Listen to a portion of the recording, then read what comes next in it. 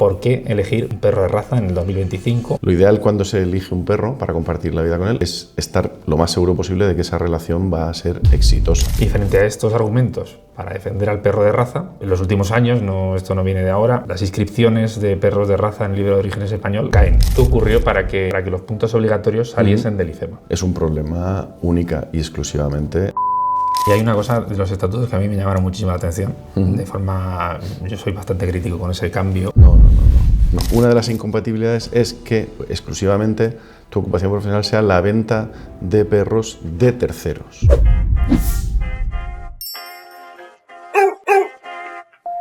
Muy buenas. Hoy, el programa de hoy va a estar centrado en el perro de raza y en la labor que realiza la Real Sociedad Canina de España, dentro de él el fomento de las razas puras. La mejor opción es hablar directamente con el presidente, que es José Miguel Doval. Muy buenas, José Miguel, bienvenido al podcast. Bien hallado. Bueno, pues la primera pregunta obligada. Vivimos en un mundo con mucho ruido alrededor de las razas.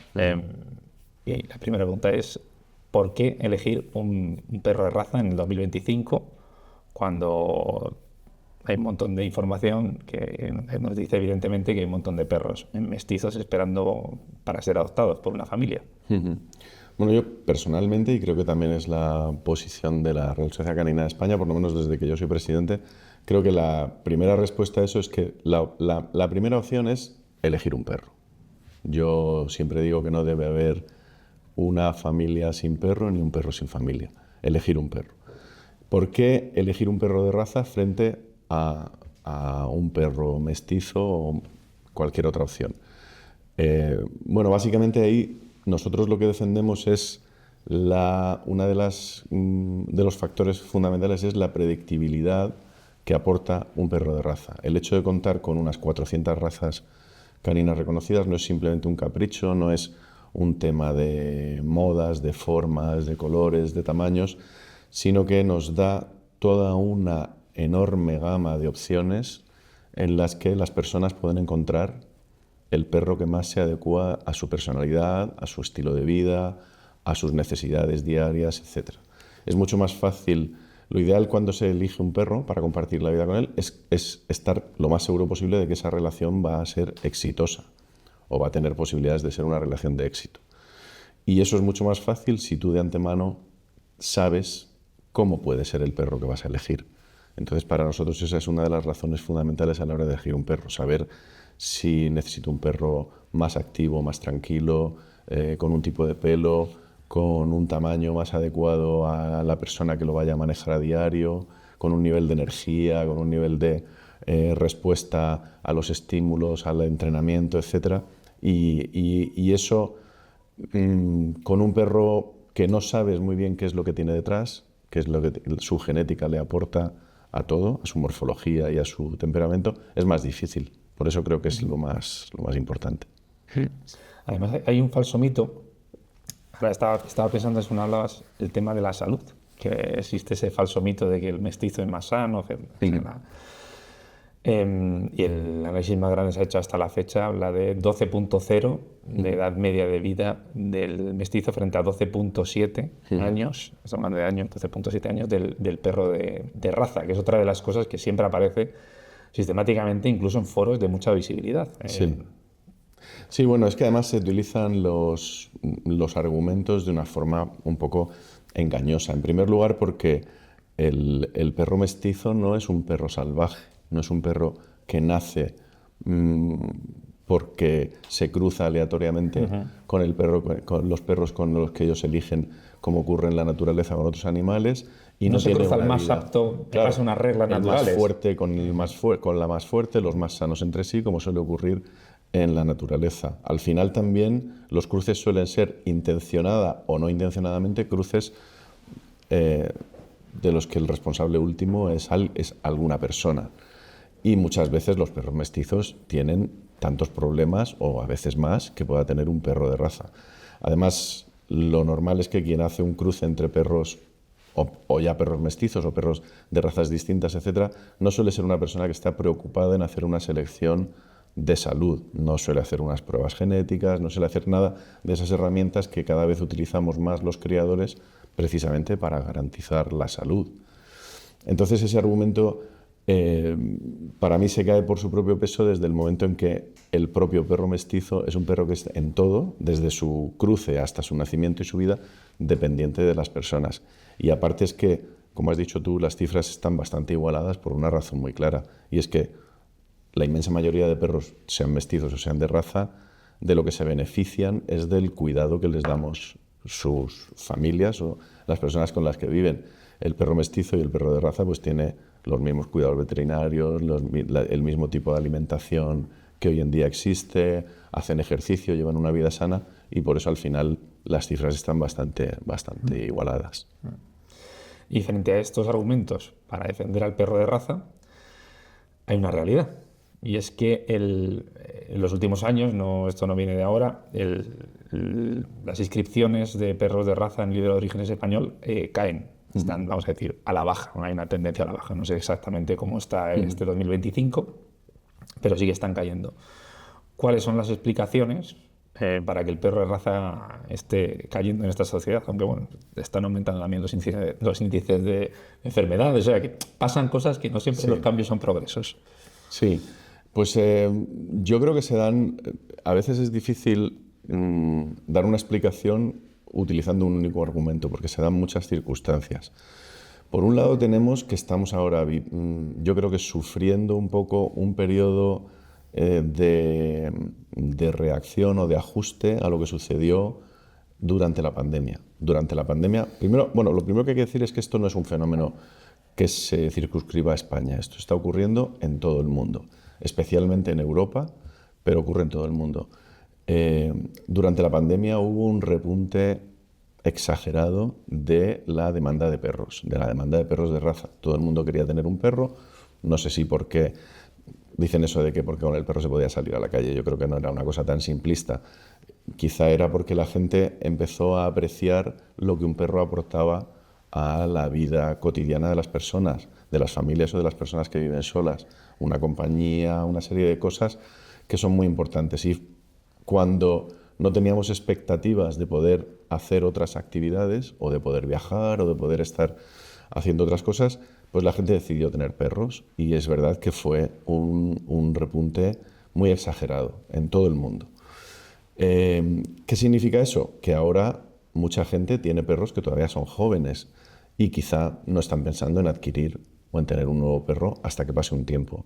Y eso ha producido un ajuste a la baja.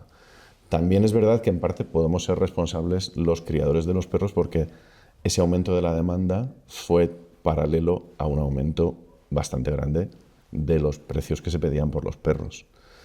Y esos precios, una vez que se llegó a unos precios bastante altos, no se ha bajado tanto como ha bajado la demanda.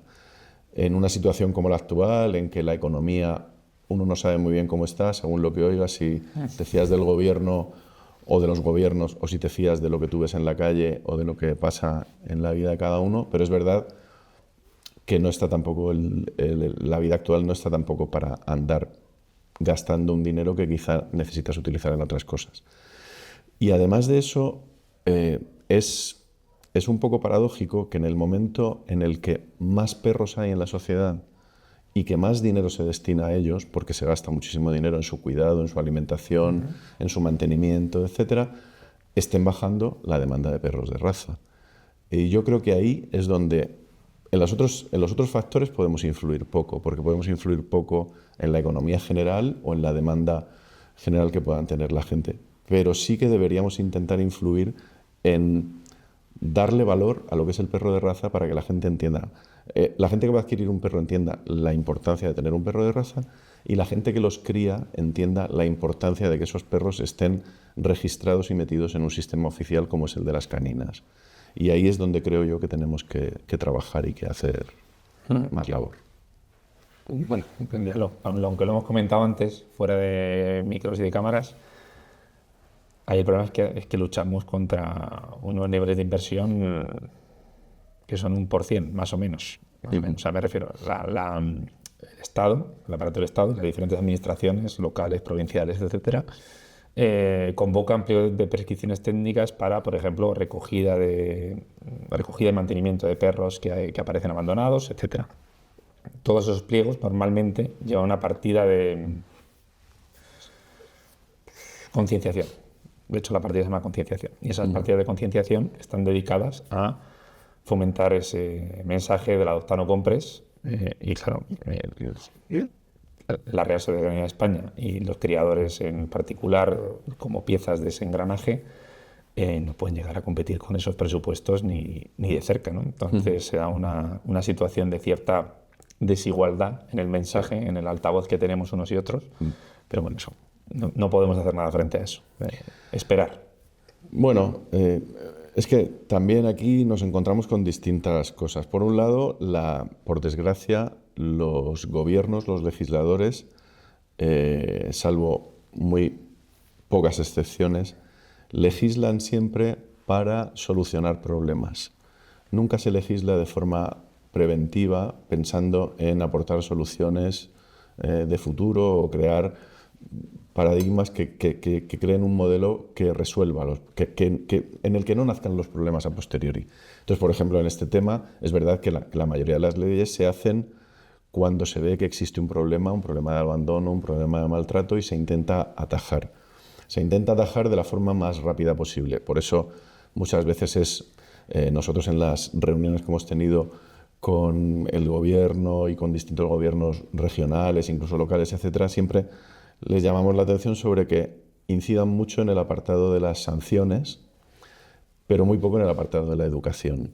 El apartado de las sanciones es muy inmediato porque, claro, a ti te ponen una multa por algo y la reacción es rápida, no quieres que te vuelvan a poner otra.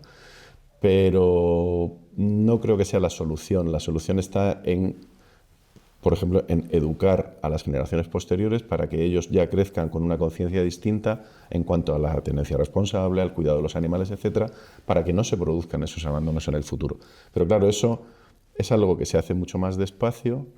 Es la diferencia entre tirar ahora el vaso de agua y cómo se expande el agua por la mesa, o una mancha de aceite que va mucho más despacio, pero se queda ahí. Y los políticos viven también de ir ganando elección tras elección y no tienen el tiempo de esperar a que algo que ellos hacen dé frutos al cabo de muchos años, sino que quieren ver respuestas inmediatas. Dentro de eso, yo siempre digo que me quito el sombrero ante el genio que se inventó la frasecita del no compres, adopta, porque fue un genio y porque la han hecho, ya es un mantra que todo el mundo conoce y que todo el mundo asume. Yo he visto correos firmados con eso. Efectivamente. Pero además ahí lo que yo siempre les digo es que yo estoy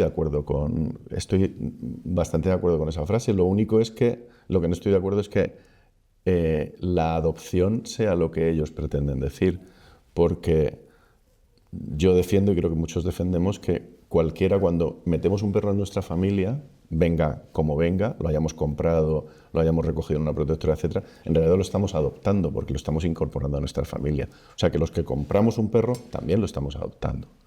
E incluso los que adoptan ahora o los que recogen un perro en una protectora, en cierto modo también lo están comprando porque también tienen que hacer un desembolso. En fin, al final es un discurso, como tú has dicho, que es muy difícil pelear contra él porque está muy establecido. Pero lo que tenemos que hacer es hacerles ver que los perros de raza y la labor de los criadores no es el problema, sino, como está demostrado en algunos países, es parte, o por no decir, es la solución para terminar con esos abandonos. Así sucede en los países escandinavos. Efectivamente. Son siempre un poco referente en todo esto. Cuando digo en todo esto es en menor caso de incidencia de maltrato, mejores cuidados hacia los perros, mejores tratos a nivel social del perro, mejor visión del perro desde un punto de vista de la calle, etc. Sí. Es una de las cosas que debería hacer todo el mundo. Está mucho en Noruega, en Finlandia, Suecia. Sí, pero ahí se ha conseguido, como te decía, con una labor de educación a lo largo de los años. No es una cosa de un día para otro. Bueno, y convencer a 4 millones por país. Hay que convencer a 45. También. Más difícil. Pero bueno, es complicado, los que ya tenemos una edad, los que sois más jóvenes igual no, pero los que ya tenemos una edad, hemos vivido épocas en las que el perro tenía un valor muy distinto al que tiene ahora y hemos visto cómo ha cambiado la sociedad en España y cómo se aprecia ahora a los animales y el respeto que se les tiene. O sea que yo creo que, aunque es verdad que no es tan fácil convencer a 40 millones como a 4, pero yo creo que se ha avanzado mucho también en ese aspecto. Bueno, vamos al tema exposición, que es un tema yo creo que muy central de la RSC. Venimos del punto de Jerez. Sí. El punto de Jerez, bueno, para mi gusto y hablando con gente, eso es para quitarse el sombrero. Sí. Un buen sitio, o sea, las instalaciones eran buenas, el parking súper cómodo, o sea, muy cómodo, además muy buen trato en cuanto a nosotros nos dejaron pasar sin ningún tipo de problema, no desconfiaban de que íbamos a aparcar el coche ahí, para zona de carga y descarga, y muy cómodo, muy cerca todo. Pero tengo una pregunta de mi amiga Sabrina, que aquí se ha ganado el lujo de siempre tener preguntas sobre exposiciones. Sabrina es la china del corgi, siempre está ahí con su corgi dando vueltas al ring de finales, siempre está ahí dando guerra. Y es sobre el IFEMA. ¿Qué pasó en IFEMA? O sea, ¿qué ocurrió para que los puntos obligatorios saliesen del IFEMA? La respuesta es muy fácil y yo creo que todo el mundo lo puede entender. Es un problema única y exclusivamente económico. Cuando en su día, hace bastantes años hubo una exposición en IFEMA que después no tuvo continuidad, pero después, de cara al centenario de la Real Sociedad Canina, se volvió a ir a IFEMA con un acuerdo en el que se organizaba una feria a la vez que nuestra exposición, que era el 100% mascota. Bueno, ahí existía un acuerdo de colaboración que a la canina le suponía, por supuesto, un desembolso económico. Además, era una exposición que año tras año habitualmente daba pérdidas, pero bueno, pérdidas que eran asumibles. El problema es que con el paso del tiempo el 100% mascota va perdiendo fuelle. La feria yo creo que no se enfocó bien por parte de IFEMA, se centró demasiado en el tema de protectoras y de adopción, etcétera. Y eso, no siendo malo, yo entiendo que es bueno que eso tenga una visibilidad, lo que pasa es que no tuvo respuesta por parte del público. Entonces IFEMA veía que cada vez era más difícil tener casas comerciales que apoyasen la feria y cada vez era menor el número de asistentes que tenía la feria. Aparte de que yo creo que se podía haber promocionado mejor, en fin. Pero bueno, esas son cosas que ellos fueron viendo. Porque IFEMA, de alguna forma, los ingresos de las entradas, por ejemplo, o algo así de la gente, o sea, el traseo que había por allí, ¿eso era directamente para IFEMA? Sí. IFEMA controlaba toda la gestión comercial de la feria. Los stand comerciales, todos los ingresos por entradas y todos los gastos, o sea, todos los ingresos también que se producían por parte de los expositores de la exposición en parking, por supuesto en servicios de restauración, etc. A cambio de eso, a cambio de esa colaboración, la IFEMA cedía en unas condiciones bueno, pues muy buenas, muy aceptables, cedía unos espacios, pero que esos espacios también había que vestirlos. Dentro del organigrama de IFEMA, ellos nos facilitaban los proveedores de moquetas, de todos los servicios que necesitamos, que teníamos que pagar, pero sí que teníamos el acceso a esos espacios en unas condiciones muy buenas. ¿Qué ocurre? Que cuando hay un cambio de dirección en IFEMA, ese cambio de dirección, que es bueno, el equipo que está ahora, que están desarrollando lo de la Fórmula 1, todo eso, ese equipo de dirección decide que el criterio básico de IFEMA ya no va a ser tanto el de servicio público como el de rentabilidad.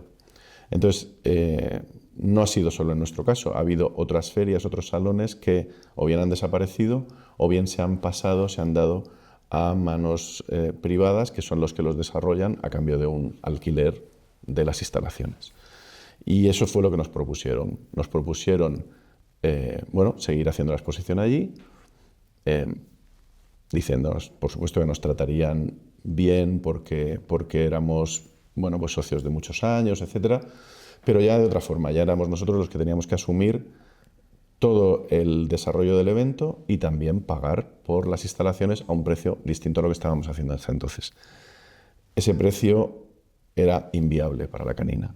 O sea, haber hecho las exposiciones de IFEMA en estos últimos 3 años habría supuesto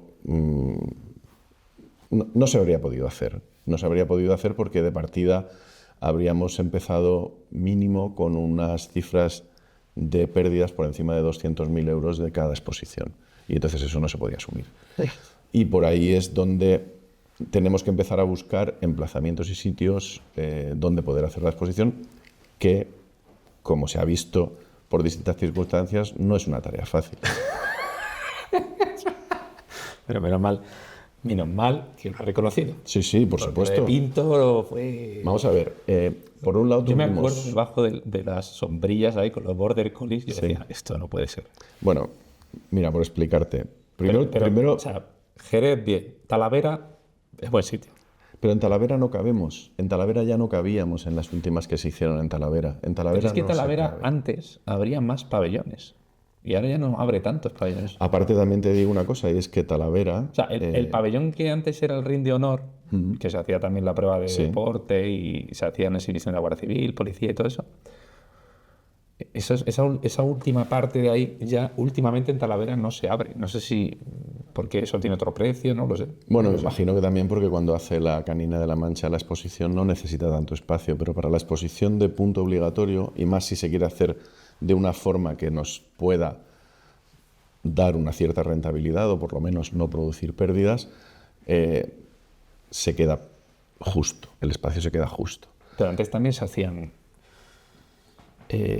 rines en la zona donde han colocado Sí, últimamente pero recuerda que se hacía la exposición dividida en 2 días. No se hacía una exposición cada día. una serie de grupos un día y otra serie de grupos otro día.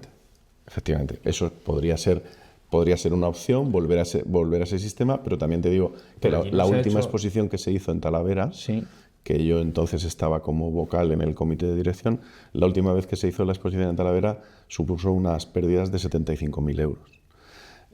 Entonces es que es difícil... Pero porque faltaban inscripciones, o sea, porque bajaron No, las y también por subida de los servicios. Con Talavera en su tiempo, cuando se hizo, yo no estaba entonces en el comité y eso, cuando hicieron los primeros acuerdos había una relación bastante favorable, pero después, bueno, pues entiendo que mirando por sus intereses, pues se fue subiendo los precios de las distintas cosas que había que pagar, desde los alquileres de espacios, servicios de seguridad, servicios de limpieza, etcétera, hasta llegar a un momento en que ya el balance pues, no era tan interesante para la Canina. Y por eso, a ver, cuando se organiza una exposición, no se hace pensando, por lo menos por parte de la Real Sociedad Canina, no se hace pensando en ganar dinero, pero no se puede hacer pensando en unas pérdidas que puedan ser poco asumibles. Lo que te quería decir antes es que primero encontramos el recinto de Ciudad Real, con el que tuvimos unos acuerdos estupendos. El recinto creo que nadie puede negar las condiciones que tenía, me refiero al recinto en sí. Y es cierto que ahí hubo una serie de problemas, básicamente con el ayuntamiento. Nosotros mantuvimos muchas reuniones con el ayuntamiento, les dijimos cuál iba a ser el volumen de personas que iban a venir, que iban a acudir con sus coches, que iban a estar allí. Yo creo que ellos, acostumbrados a alguna exposición que se había hecho en años anteriores, pequeñita, no llegaron a entender de verdad lo que les estábamos contando. Al punto de que 2 días antes de la exposición nos dicen que le habían dado permiso para que se instalara en la zona de parking a un circo, que ya nos ocupaba una parte importante del parking frontal de la exposición. Tuvimos que buscar unos solares en la parte de atrás, buscar una serie de cosas y además tampoco se cumplió con lo que en principio se nos había garantizado en el tema de vigilancia de zonas de aparcamiento, presencia de Guardia Civil para los accesos, de Policía Municipal, etcétera, que por ahí creo que fue donde vinieron los problemas importantes que hubo en Ciudad Real, problemas de seguridad, que por esa razón pensábamos que por lo menos mientras no tuviéramos unas garantías al 100% de que eso iba a cambiar, no se podía volver. En el caso de Pinto, que es el que tenemos más reciente... Yo a Ciudad Real no fui. O sea, no sé lo No que sabes. pasó. O sea, yo de oídas, pero Sí. no, en primera persona no lo vi. El caso de Pinto se han dado también distintas circunstancias y nosotros no nos quitamos responsabilidad, ¿eh? Yo creo que el parque, la zona, creo que es estupenda para poder hacer grandes exposiciones. habría que utilizar otros espacios, por ejemplo, el campo de fútbol o otras zonas, porque el parque es inmenso. El parking era bastante limitado y nosotros ya se lo advertimos al ayuntamiento, intentamos que nos dejasen, que nos cediesen toda la avenida, que no se dejase aparcar coches allí, pero eso parecía imposible porque al final allí aparcan vecinos que viven allí y era difícil hacerlo. De hecho, el ayuntamiento ahora está desarrollando una zona de aparcamiento nuevo allí porque se han dado cuenta que en el caso de tener un evento grande se pueden ver necesitados de esto. Después, los espacios que utilizamos para la colocación de los rings, etcétera, las canchas de tenis, etcétera, en cuanto a tamaño y todo, yo creo que estaban bien. Bueno, a algunos les pueden gustar más, les pueden gustar menos, y el pabellón donde se hacían las finales y algunos rings, creo que era un sitio yo muy creo que bueno. el gran problema que yo le vi en la exposición al calor. O sea, no se puede Ahí te iba a hacer decir esa época también, de- ahí también te iba a decir que evidentemente a veces no puedes tener previsto exactamente cuál va a ser el clima que vas a tener. Yo estuve el jueves y el viernes durante el montaje de las cosas y estábamos a 20 grados. Y el sábado y el domingo estuvimos a 30. Efectivamente, es un riesgo, se corrió ese riesgo y salió mal.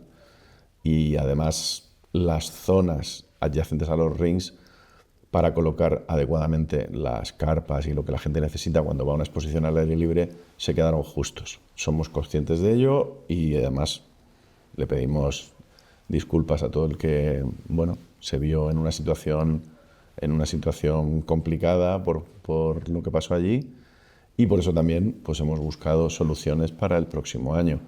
Nuestra idea siempre era hacerlo lo más cerca posible de Madrid. Es difícil encontrar un espacio que nos dé todas las garantías y que también nos dé la garantía de que en el caso de tener un día de mucho calor o de tener un día de lluvia, porque yo he estado en exposiciones en el Retiro hace muchos años que a lo mejor tú no has llegado a conocer. Sí. He estado en exposiciones en el Retiro en el que nos ha caído una manta de agua Y en la casa de porque ha campo. hecho muchísimo calor.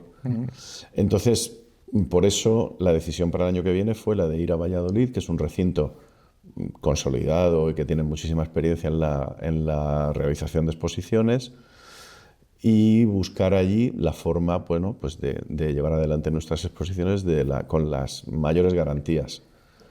En cuanto, por ejemplo, por decir del tema este de Valladolid, del cambio de fecha, que hay gente que ha comentado que porque hemos cambiado a principio de mayo, es muy claro y evidente para el año que viene.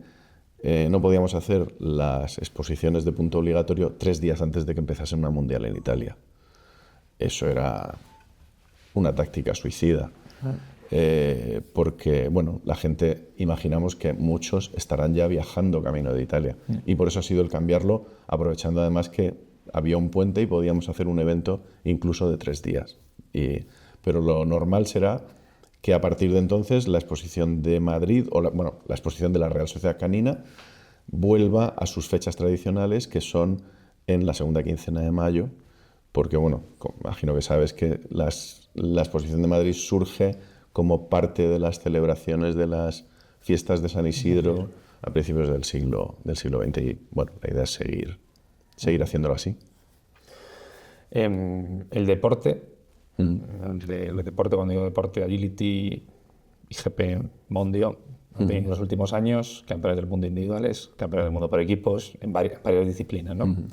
El deporte yo creo que goza de una salud excelente, pero las exposiciones en general, otra de las cosas que pasa es que cada vez somos menos o cada vez hay menos expositores. O sea, en las inscripciones yo he vivido puntos obligatorios con el doble de perros. No se ha llegado nunca al doble, pero vamos, se ha estado por encima de los 3.400 perros. ¿No dice más de 4.000? Yo creo que no se ha llegado a 4.000 perros, pero se ha estado cerca.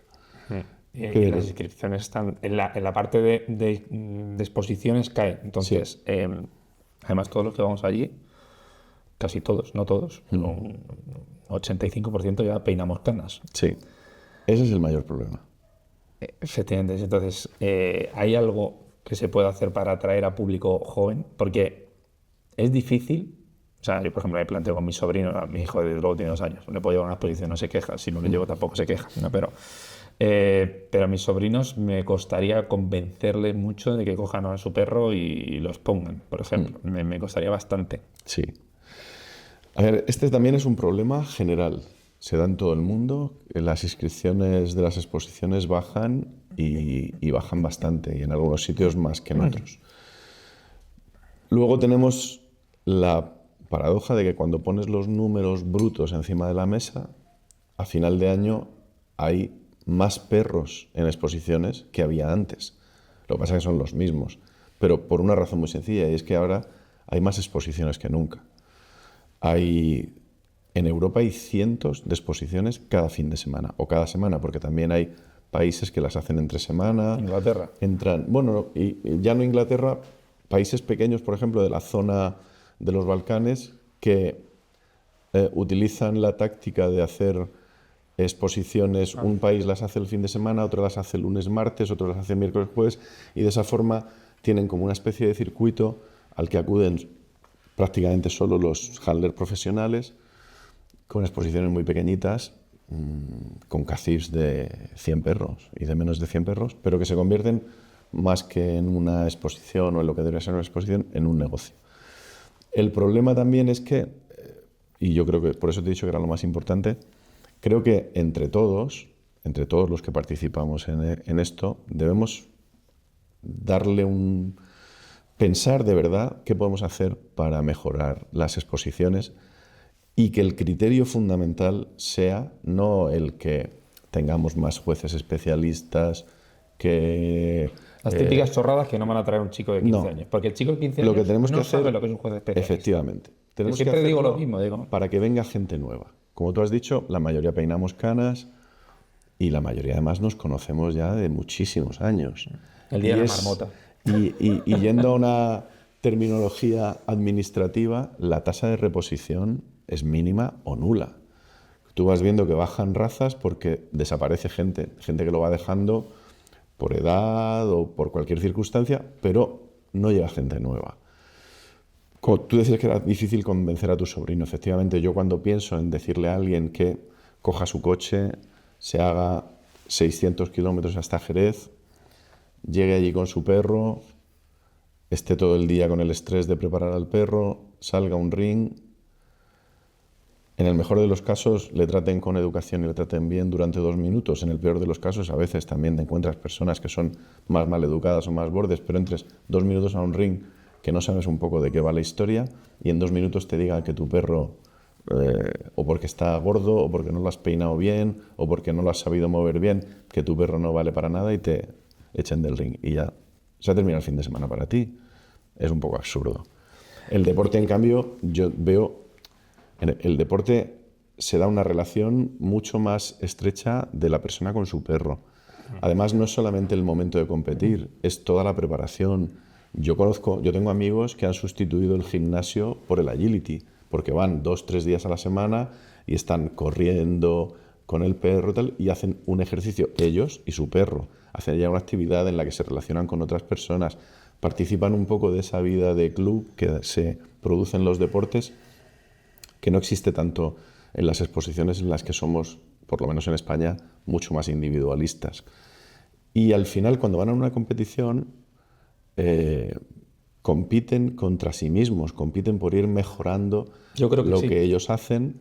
Por supuesto, ven a los que ganan, ven a los que están en un nivel más alto, pero no tienen la pretensión del primer día ser ellos los que ganen, sino de ir mejorando poco a poco y, además, van viendo que esa mejora se produce. En una exposición a veces el que va por primera vez, no termina bien, pero no sabe por qué, no sabe si puede hacer algo para solucionar eso, nadie le dice cómo debe seguir.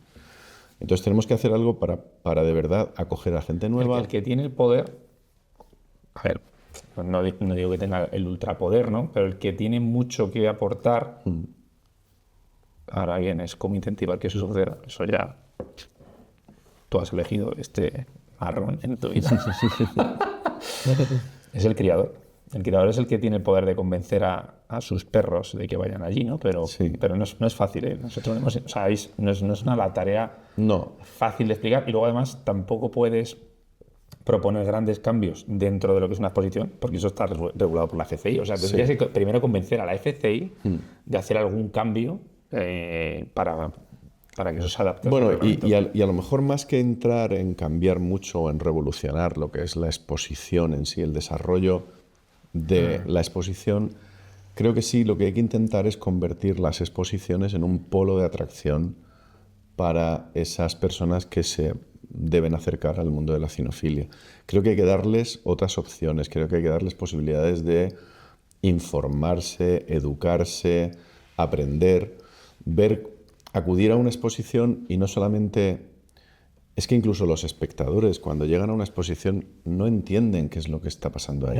No saben absolutamente nada. Cuando pueden ver algo, porque a veces tienen que quedarse 3 filas más atrás porque está todo ocupado. A los que estábamos allí, expositores, nos costaba entenderlo al sentido de, a ver si me entiendo. Cuando un juez empieza a hacer un juicio y el juicio casi como que no hace gestos, ¿no? Lo normal es que el juez haga así, tú no sé qué. Tú entiendes lo que está pasando, ¿no? Pasas para acá, tú ponte aquí. Sí. Pero cuando el juez, por su forma de, que igual es tímido, hace un juicio casi opaco, incluso los expositores no sabemos lo que está pasando. Yo no sé qué está haciendo. O sea, no sé por qué ha puesto aquí, luego ha pasado aquí, luego ha dado la mano allí. Yo no sé qué ha pasado. O sea, tienes que salirte y ¿a qué ha pasado? Porque no lo sabes. Eso ya entrando un poco en la faceta de juez y todo eso, yo creo que es muy importante y se debe implementar algo en la formación de jueces, mucho sobre el método. Cómo, no solamente los conocimientos que tú tengas que hacer, sino cómo lo tienes que hacer. Yo siempre pienso, cuando me toca a mí juzgar, que tengo que hacer las cosas para que las entienda el que está dentro y el que está fuera. Que no se pierdan. Que sepan cuando juzgas a un perro cada cosa que estás haciendo con él, y cuando juzgas en conjunto una clase, una raza, etcétera, que la gente sepa por dónde vas. Que no seas errático y hagas con unos perros una cosa y con otros otra. E incluso, por ejemplo, yo a veces he hablado, simplemente cuando hablas y se dan ideas y tal, cuando hablamos de cambios, esto no le gusta a la mayoría de jueces, también lo digo, pero yo veo que sucede en otros eventos y en otros deportes. ¿Por qué el juez no puede tener, o bien a viva voz, o bien con algún tipo de... que el juez pueda hablar e ir explicando para que lo entiendan los de dentro y los de fuera lo que está haciendo y por qué lo está haciendo? Algunos dicen que hay jueces que no les gustaría porque igual quedarían en evidencia, pero yo creo que la labor del juez es intentar hacer su trabajo o su labor lo mejor posible y lo más didáctica posible. Es que es la única manera también de lo que dices tú, que te enteres y que sepas. Sí, que el juicio sea al menos transparente. O sea, no muy opaco, ¿sabes? Que tampoco creo que es un poco complicado igual que lleve algún tipo de altavoz para que diga lo que... Eso ya sería un poco complicar la vida, ¿no? Das ideas que sean... que al final también hay que pensar cosas, a lo mejor diciendo cosas que puede ser dar demasiados pasos adelante, pero podemos encontrar otras intermedias que sí que nos ayuden a meter cambios o novedades o cosas. A ver, en el deporte se hace así, pero es mucho menor el número de... O sea, un rapport de IGP, pues se da el rapport, pero no tienes el número de perros que juzgar. Claro. Yo no sé si sería una locura si tienen que hacer un rapport verbal con cada perro que se expone. Igual luego, quizá con el que gana la raza, no sé, una cosa así. Pero... Luego yo creo que hay que imitar modelos de éxito. Por ejemplo, el modelo del deporte yo creo que es un modelo de éxito. ¿Cómo se puede imitar en parte en el mundo de las exposiciones? Yo, pues lo opinaba rápido. Por ejemplo, mira, ahora tenemos también las sociedades caninas regionales también tienen que afrontar un proceso de reconversión. Estamos yendo a un proceso en el que cada vez el criador, por lo menos el criador que ya está establecido y que tiene experiencia, no va a necesitar tanto acudir a una sociedad canina para hacer una tramitación o una cosa, porque lo va a poder hacer, como es lógico y normal, lo va a poder hacer online y de forma inmediata. Eso es algo que va con los tiempos que corremos. Pero las sociedades caninas deben también actuar como ese polo de fomento y desarrollo de la cinofilia. ¿Por qué no importar, por ejemplo, el modelo de Inglaterra, en el que amigas mías que llevan 60 años criando golden o labrador, acuden un día o dos a la semana a el club o la asociación canina que tienen en su zona a hacer pues una especie de ensayos, trabajan cómo se exponen los perros, hacen como un simulacro de una exposición, sobre todo pensando en mover a los perros nuevos y en que la gente nueva vaya aprendiendo. Un poco como lo que se hace cuando tú tienes un perro en obediencia o en agility, eso que tienes que ir a trabajar a tu club, a trabajar a tu grupo todas las semanas. ¿Por qué no se exporta también ese modelo al mundo de la cinofilia? Seguramente sería más fácil para atraer gente nueva si tienen una actividad que la pueden hacer, que se pueden sentir arropados por gente de su zona que ya lo hace. Yo siempre cuento, cuando nosotros compramos nuestra primera Golden hace muchísimos años, al principio yo ni sabía que existían las exposiciones caninas. Me enteré porque paseando nuestra perra por un parque nos encontramos con unos señores de Barcelona que estaban con unos tekel y nos dijeron, ¡ay, qué bonita esta Golden! ¿Vais a ir a la exposición? ¿Qué exposición? Pues mañana hay una exposición aquí en mi ciudad, en tal sitio. Y nos acercamos y caímos en la trampa para toda la vida. Pero si no hubiera sido por esa gente, seguramente me habría costado más. Y además, a raíz de eso, pues hicimos grupo con gente que compartíamos el parque al que íbamos con los perros. En mi veterinario también había gente que iba a exposiciones y hicimos ese grupo y eso nos ayudó a empezar. Entonces yo creo que eso también es algo que se podría hacer. Sí, a ver, yo siempre, en Petit Comité siempre digo que hay que deportificar las exposiciones. Sí. Lo que pasa es que igual podas al principio un poco. Es que el problema de las podas es que no estamos para podas, ¿no? No. Pero sí que, o sea, de alguna forma hay que poner alguna regla básica. Yo, por ejemplo, el tema este de los pises no lo entiendo. Nunca lo voy a entender. O sea, estoy seguro que me voy a morir y no voy a entender que a alguien no se le ocurra que después de sacar a un perro del transportín, el perro tiene que salir afuera. Fuera es fuera. Fuera. Y luego ya entrar cuando ya ha hecho sus cosas, ¿no? Y es súper frecuente. Me ha pasado, no sé, decenas de veces, de ver que un perro saca un transportín al perro. Sí, pasa. ¿Qué hace el perro aquí? No sé, era evidente lo que iba a hacer el perro. Claro, y además es que volviendo a un tema que tratamos al principio, que decías tú que luchamos contra un gigante que tiene muchos más medios y mucho más dinero, sí. Lo que no podemos hacer nunca es descuidarnos y que nos puedan achacar nada que esté relacionado con el bienestar de los perros. Las exposiciones tienen que convertirse en una fiesta del perro de raza. Una fiesta para nosotros, pero también para ellos. Tienen que estar en las mejores condiciones. Lo que tú dices, tienen que haber salido. Accidentes siempre pueden pasar. Claro. Pero cuando son recurrentes o cuando pasan siempre, no puede ser. Y pero luego también accidentes, o sea, en el deporte pasan accidentes. Sí. O sea, me refiero, la verdad es que tienes una roja, no pasa nada. O sea, quiero decir, no te vamos a matar, puedes venir a la siguiente. Pero... Sí, pero ya aprendes que a la siguiente tienes que... Efectivamente, o sea, para mí esa cosa de la deportificación, cuando digo de deportificar, siempre lo primero que se me ocurre, digo, es que esto es de Siria. O sea, esto no es una cosa, no hace falta tener un conocimiento especial, no, o sea, es sacar de aquí y ahí fuera. Sí, además que nosotros somos o debemos ser los más interesados en cuidar de lo nuestro. Y en cuidar de lo nuestro me refiero primero a eso, por supuesto, a que los perros estén perfectamente siempre y perfectamente atendidos y que hayan salido y hayan todo lo que tengan que hacer antes de entrar dentro de un ring. Y luego también en cuidar los sitios a donde vamos, desde las instalaciones de las exposiciones, el parking, el hotel donde nos alojamos. Al final nos convertimos en embajadores del perro de raza. Y la mejor forma de que nos vean como alguien que de verdad cuida y trata bien a los perros es que seamos alguien que en todos sitios estén deseando que vayamos. Porque luego creo que aportamos muchas cosas buenas.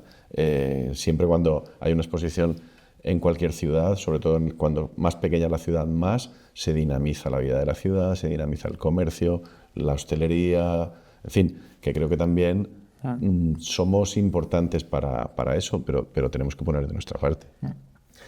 En cuanto a las exposiciones, hay otra de las cosas que está pasando relativamente nueva, es el CAC por clase. Entiendo que el objetivo es atraer más expositores. Sí. Entiendo que ese es el objetivo.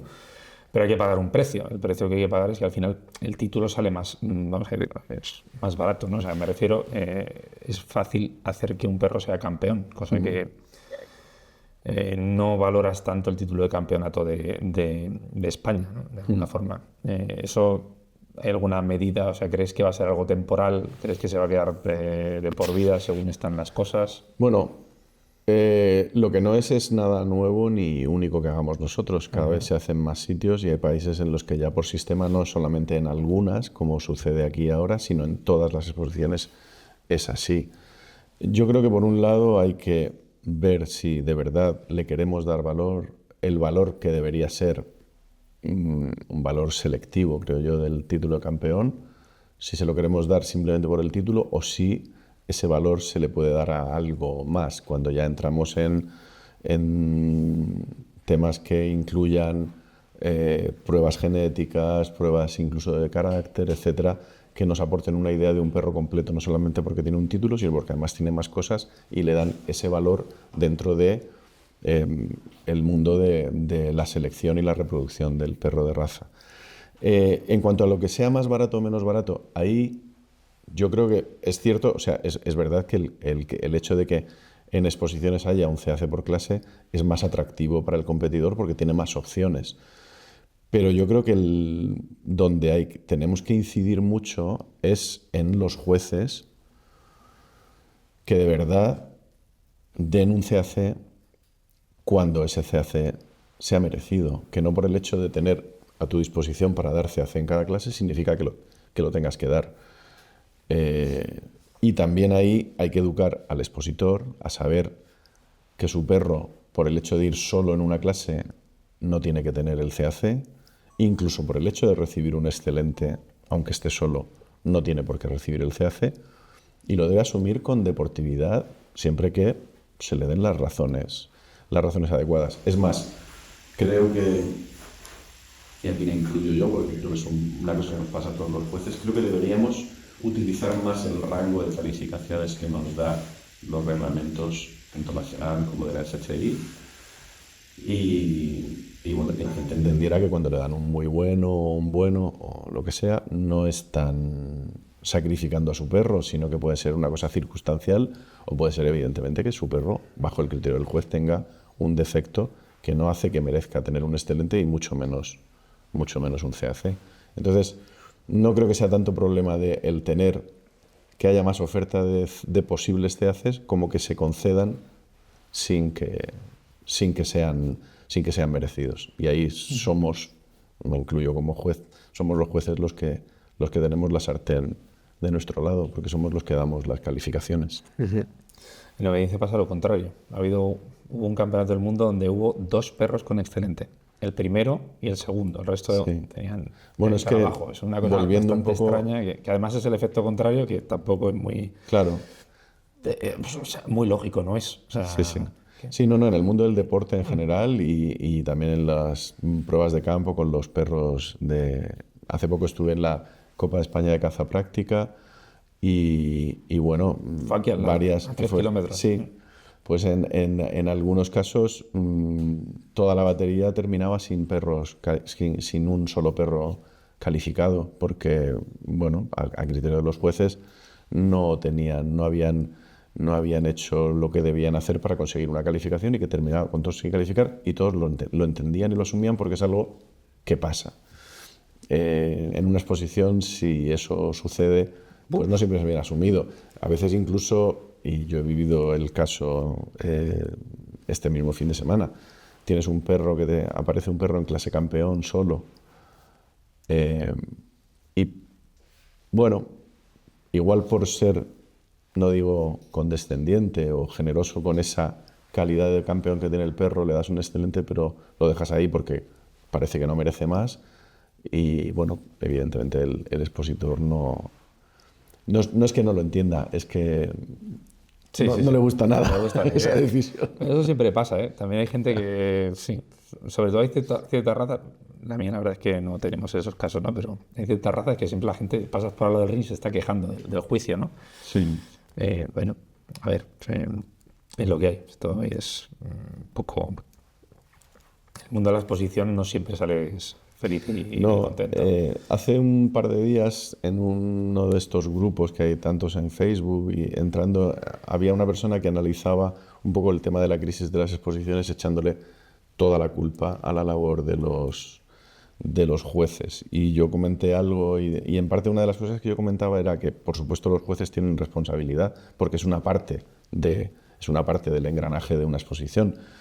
Pero también, si lo miramos, y yo aquí, como he estado ya, como decía mi amigo y añorado Adolphe Camané, en las exposiciones he hecho de todo menos de perro, es lo único que me falta. Entonces, como también soy expositor y tengo la mentalidad de expositor, es verdad que los expositores también han cambiado mucho.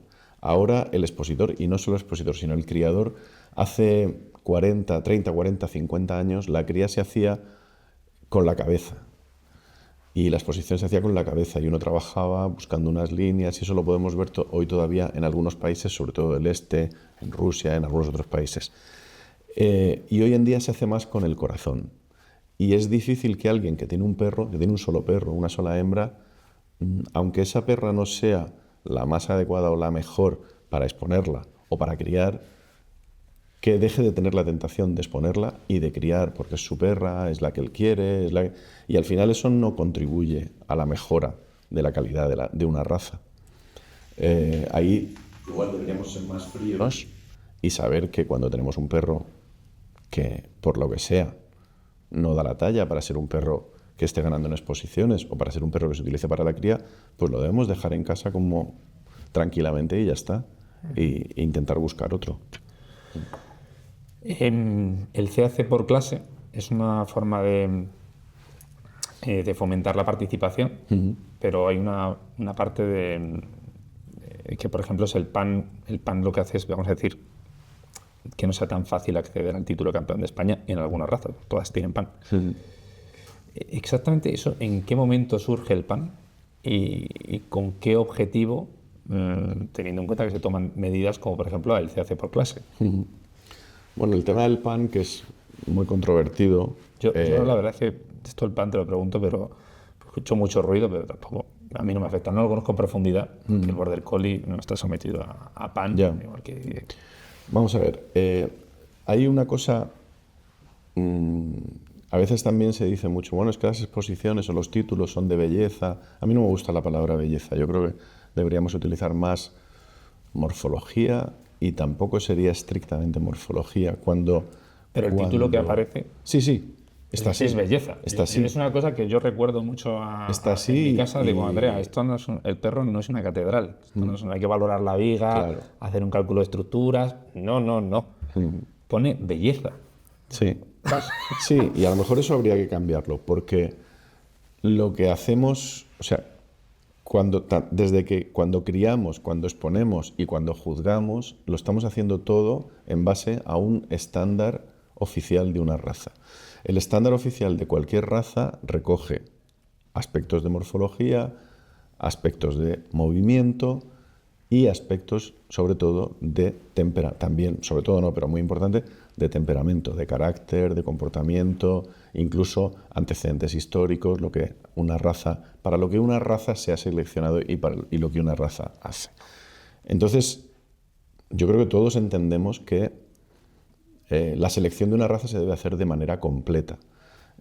Tú tienes Border Collie y evidentemente no estás trabajando con ovejas, pero es precisamente esa selección que se hizo para hacer ese trabajo con las ovejas el que le da las características que hoy en día tiene la raza Border Collie para poder ser un perro de deporte, para ser un perro de obediencia, para hacer toda una serie de cosas, porque eso se le ha aportado a base de una selección de muchos años para un perro que tenía una función.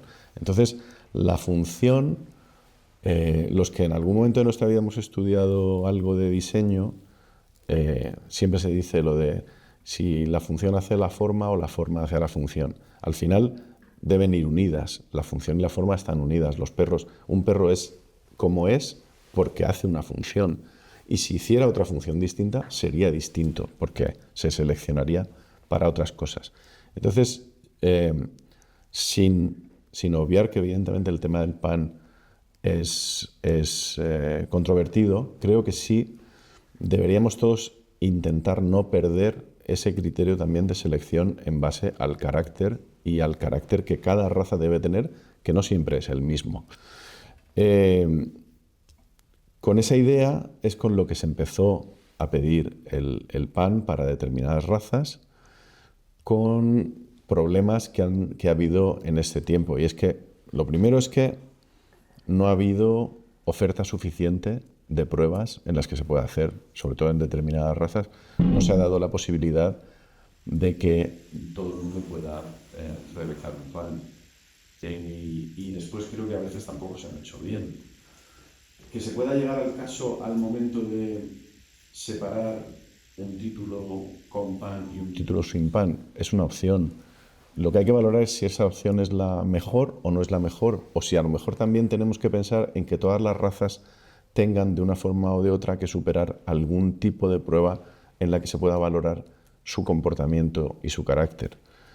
Claro, yo entiendo que ahora los que más estamos afectados, como es mi caso, por ejemplo, los perros de los grupos 7, 8, 4, 6, los perros de caza básicamente, pues pensemos que por qué un Border Collie no tiene que hacer una prueba en la que se justifique que también tiene el carácter de la raza.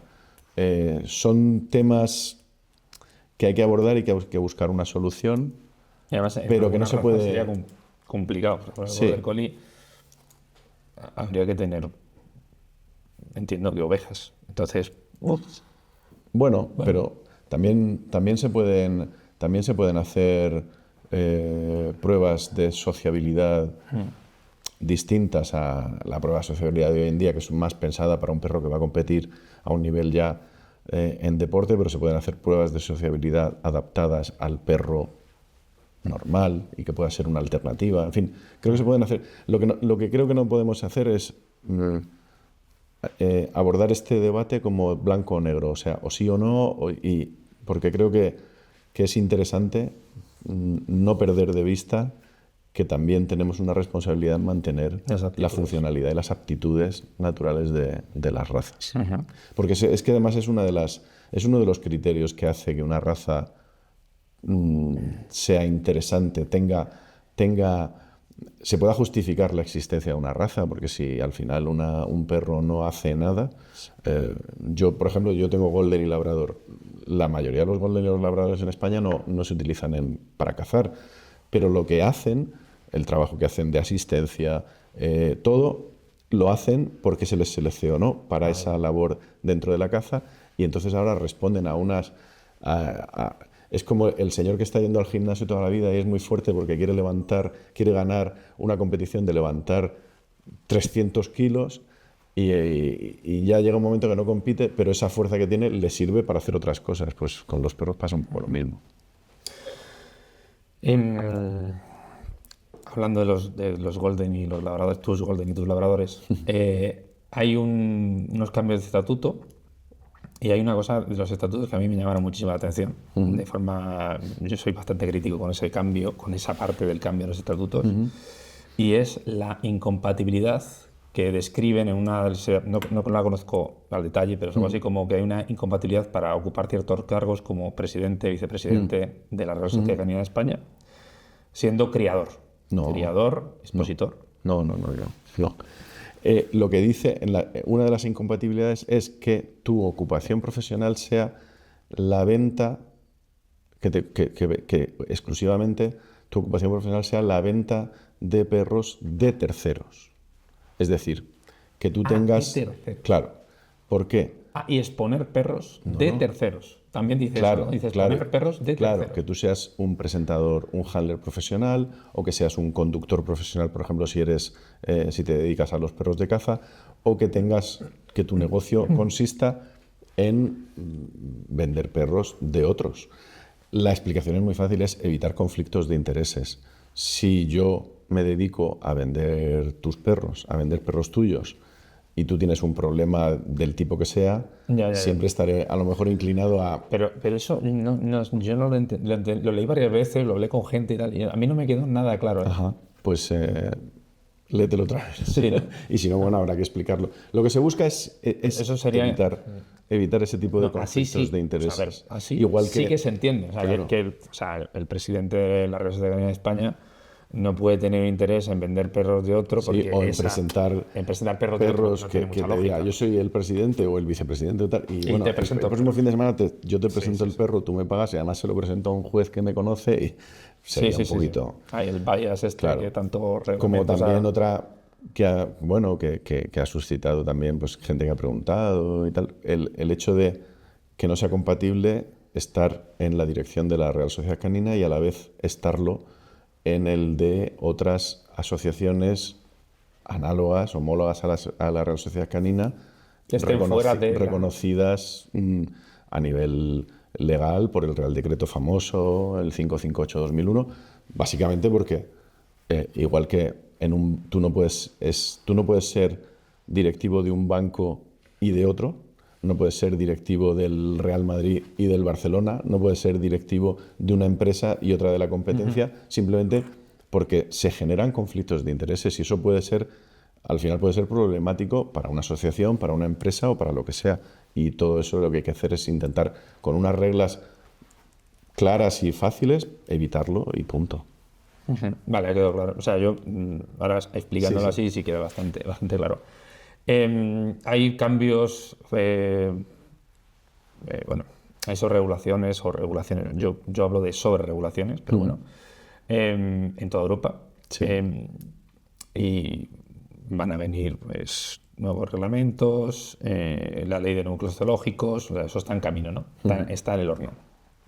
¿Te imaginas un futuro en el que, o sea, ¿de verdad crees que es posible que alguien que tiene un chalet, vamos a decir un chalet en Galapagar, que últimamente está muy de moda, Vale. o un chalet en Las Rozas si quieres, un chalet en Las Rozas vaya al técnico municipal del ayuntamiento y le solicite un núcleo zoológico con la etiqueta que queramos, el apellido que le queramos poner, núcleo zoológico para mi familia, y el técnico municipal responda de manera afirmativa?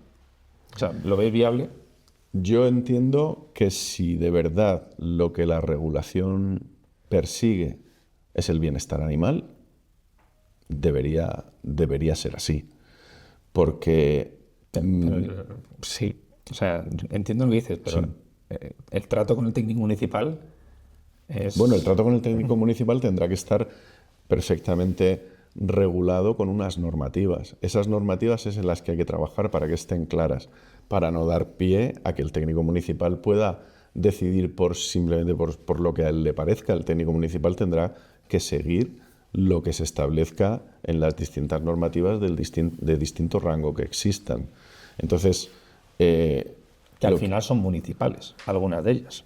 sí, a ver, el problema que tenemos también es, efectivamente, tú hablas de sobreregulación. O sea, la ordenación del suelo llega a nivel municipal. Sí, sí, claro, pero aquí lo que se busca es quitar un poco de la quiniela o de el tema de la regulación del suelo, porque al final es cambiar un poco la concepción de lo que es un núcleo zoológico tradicional, donde se puede hacer una actividad en unas condiciones determinadas, y lo que debería ser un núcleo, no sé si le llamarán zoológico o zoológico de animales de compañía, o como le quieran, el nombre que le quieran poner, pero un núcleo que regule la actividad de un criador que tiene un número de perros limitado, porque también eso hay que asumir que no se puede. Lo que no podemos tampoco es pretender que simplemente nos dejen hacer lo que nos dé la gana. Entonces, si queremos tener 50 o 60 perros, tenemos que irnos a vivir a un sitio donde podamos tener 50 o 60 perros. Si vivimos en un sitio donde podemos tener 5, 6, 8, tendremos que tener 5, 6, 8 o los que nos permitan. Pero desde luego lo que no puede hacer ninguna regulación, ninguna ley que de verdad trabaje por el bienestar animal es darle la espalda a un colectivo tan grande, porque la inmensa mayoría de los criadores hoy en día están en ese limbo, porque son criadores que o no realizan esa actividad como actividad principal y profesional, o que viven además también en unos entornos que no les permiten acceder a la concesión de un núcleo zoológico tradicional. Yo creo que sí es difícil y no es fácil que todas esas piezas encajen, porque además es que nuestro sistema legislativo y administrativo es bastante complicado. Es que, claro, tenemos las leyes y las regulaciones nacionales, las autonómicas. Cuando las autonomías son de más de una provincia, las diputaciones y luego los ayuntamientos. Entonces, todos regulan. Y todos quieren tener su parte de opinión en todo y su parte de... Porque al final, cuando las administraciones entran, las administraciones siempre quieren algo a cambio y quieren tener su trocito de ese pastel. Entonces es complicado. Yo lo que sí creo es que, pensando en que nosotros vamos a trabajar para que todo esté de la mejor forma posible para todos los criadores, ya sean criadores profesionales como criadores no profesionales de los distintos niveles, hasta que todo esto esté encajado va a pasar mucho tiempo.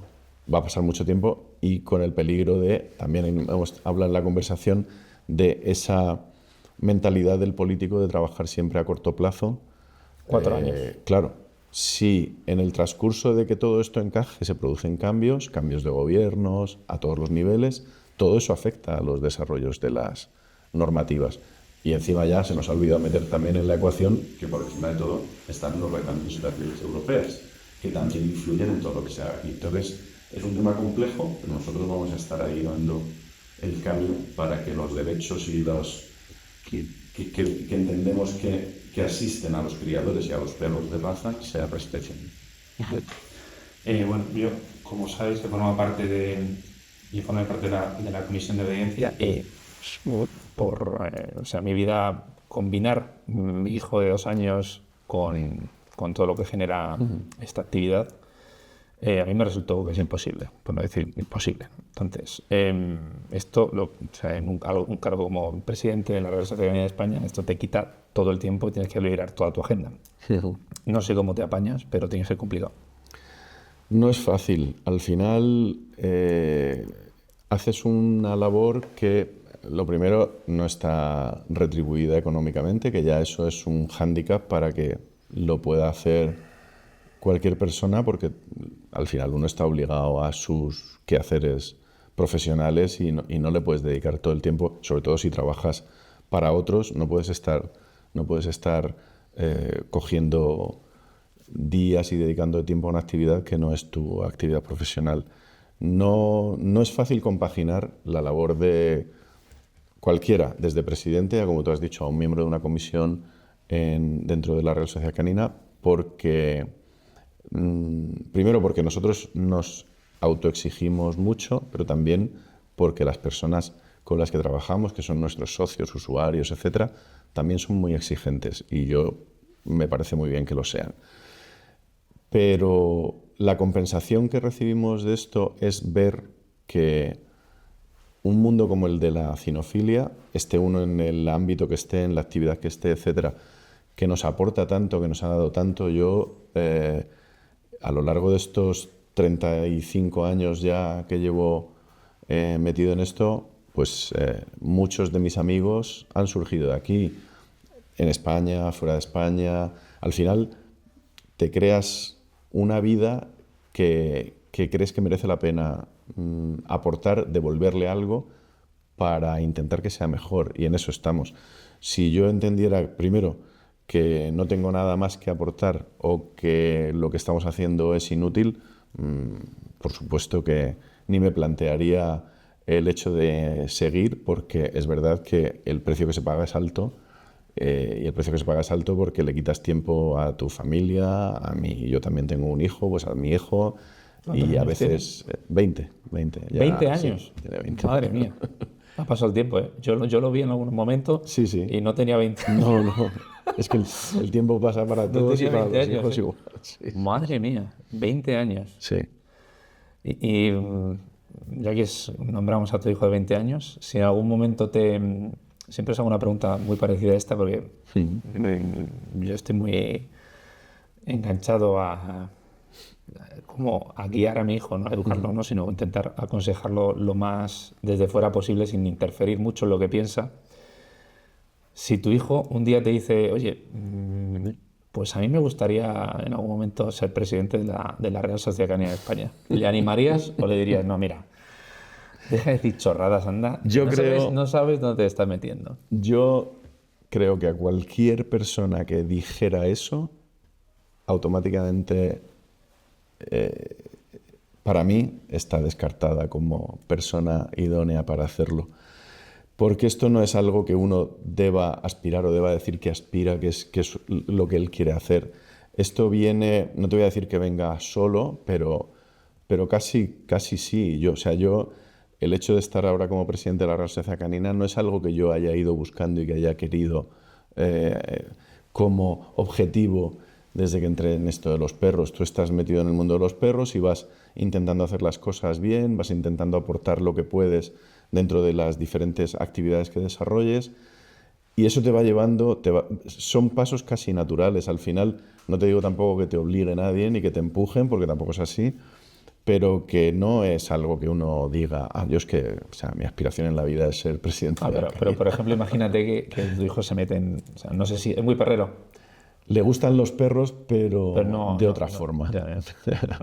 Bueno, pero si De otra fuera... forma. No sé si luego en el futuro, a lo mejor, pues... Si se mete en exposiciones, todo esto, pum, pum, y llega un momento en que, bueno, se mete en una comisión, no sé, va creciendo, ¿tú le animarías o le pararías de, mira, no pagues, o sea, no te voy a ver, no quiero ver cómo pasas por ciertos momentos? Bueno, a ver, tampoco hay que dramatizar tanto, ¿eh? Macho, yo desde fuera lo veo y eso sí, pero... tiene que ser una pesadilla, pero... Bueno, a ver, muchas veces el ruido es más de lo que realmente sucede. Uno también tiene que asumir que cuando ocupa un cargo, el que sea, está expuesto a la crítica, y la crítica a veces puede ser moderada, razonable, y otras muchas puede ser irracional o simplemente interesada por parte de personas que tengan otros intereses o que quieran intentar hacer daño. Creo que hay que ser capaz de asumirlo y de aislarse un poco de eso, sabiendo también, por supuesto, extraer, porque la crítica te ayuda también a conocer otros puntos de vista que a lo mejor tú no tienes en cuenta, y te aporta también cosas que te pueden ayudar a buscar soluciones o hacer las cosas de otra forma. Pero siempre sabiendo, bueno, que lo que se dice no te debe afectar hasta tal punto de que te haga imposible el seguir con la labor que estás haciendo. Yo, en el caso de mi hijo, hoy en día veo improbable que se vaya a dar eso, pero yo, como tú has dicho antes, que con tu hijo lo que intentas es no educarlo, sino guiarlo o ayudarle. Yo creo, primero y no soy nunca de dar consejos, pero a todos los padres, me incluyo, ¿no? Ahora, aunque mi hijo tenga 20 años ya, que oigan la canción de Serrat, de Esos locos bajitos, que es una lección de lo que debe hacer un padre o una madre. Pero yo intentaré siempre apoyar a mi hijo en las decisiones que tome en su vida, siempre, por supuesto, que no sean decisiones insensatas. Y yo creo que el intentar ir creciendo dentro de la cinofilia no es una decisión insensata. Al menos yo no me considero un insensato. Vale. Pues nada, me alegra que lo lleves bien, la verdad. Me parece difícil, pero si lo llevas bien, eso es lo importante. Así que... Bueno, no es tanto que lo lleve bien como que lo asumo.